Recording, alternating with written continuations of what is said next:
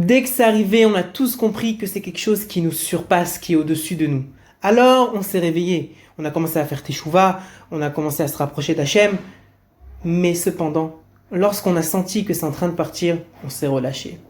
Akadosh Baruch Hu, actuellement, il nous réenvoie une nouvelle vague pour qu'on comprenne qu'il y a encore le message de faire un pas vers lui. Akadosh Baruch Hu souhaite qu'on fasse teshuva, mais une vraie teshuva. Et c'est quoi une teshuva? C'est pas de changer de A à Z, c'est pas se transformer. Hachem souhaite qu'on fasse un pas vers lui, qu'on se rapproche, qu'on fasse des efforts, qu'on progresse. C'est ça ce qu'il demande. Faire teshuva, se rapprocher d'Hachem, avoir la Emouna, c'est faire du bien nous-mêmes. Lorsqu'on est proche d'Hachem, on comprend que tous nos épreuves, nos soucis, les contrariétés et tout font partie intégrante de notre avodat Hachem. Et lorsqu'on est dans des moments difficiles, alors on se retourne vers lui et on arrive à vivre ces moments-là plus facilement parce qu'on les perçoit comme une occasion de grandir. Akadosh Baruch Hu souhaite qu'on se rapproche de lui parce qu'il nous aime. Lui qui est le roi des rois ne possède qu'un seul peuple. Un seul et unique peuple, et on a cette chance-là d'en faire partie. Akadosh Baruch Hu nous a toujours surveillés, toujours protégés. Il nous a donné en cadeau la Torah. Et en plus de ça, il nous a promis de ne jamais nous quitter malgré nos avérotes. Est-ce qu'on se rend compte de cette chance-là? Qu'Akadosh Baruch Hu nous a promis de toujours nous faire du bien. Il nous a toujours promis d'avoir un sens dans la vie. Il nous a toujours promis d'être ses enfants bien-aimés. Alors, Akadosh Baruch Hu souhaite actuellement, tout simplement, qu'on se rapproche, qu'on fasse un pas vers lui. C'est tout ce qu'il demande. Et nous, on lui tourne la tête. Cette situation-là va Bezrat Hachem partir. Ça, c'est sûr. Seulement, si on ne comprend pas le message d'Hachem, alors Hachem, il enverra peut-être autre chose pour qu'on comprenne. Parce que il faut qu'on fasse teshuva. C'est le seul moyen pour acquérir le Mashiach. Akadosh Baruch Hu veut que nous faire du bien. Il veut pas nous envoyer ce corona. Il veut qu'on se sente uniquement bien. C'est tout ce qu'il veut. Seulement, il sent qu'il faut faire un rappel. Il faut absolument qu'on se réveille. Parce que il nous aime.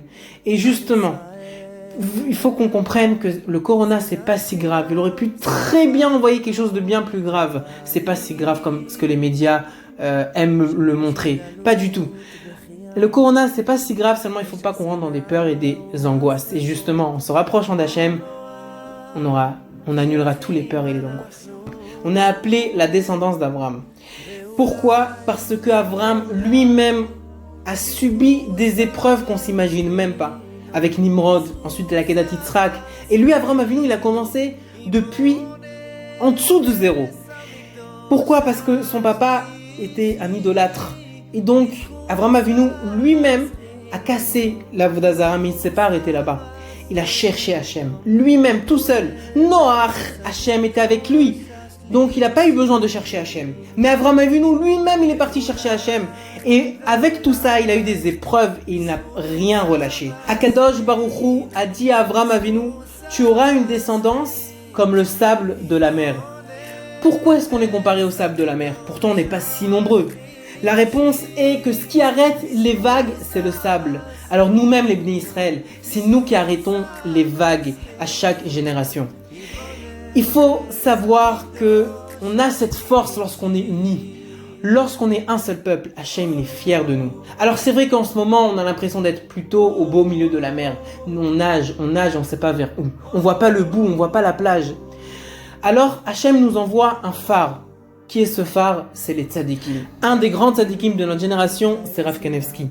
Lui qui reçoit directement des messages du ciel, nous a demandé de nous renforcer dans le Lashon Hara. Préserver sa langue. Et bien sûr, les autres choses à s'améliorer. Lorsqu'une personne se trouve déjà dans l'avion, elle ne peut pas changer de place. Si elle veut passer à la première classe, c'est trop tard. On lui dit, monsieur, c'est en bas qu'il fallait réserver. Donc, c'est maintenant qu'on doit se rapprocher d'Hachem. Voilà, je tenais à faire ce message en laissant parler mon cœur pour que justement on voie le bout, pour qu'on se rapproche encore plus de la Géoula, que tous les juifs se sentent bien, que personne ne souffre, que enfin on montre à Hachem qu'on veut progresser avec le cœur, pour lui, parce qu'on l'aime parce qu'on est fier de faire partie de son peuple.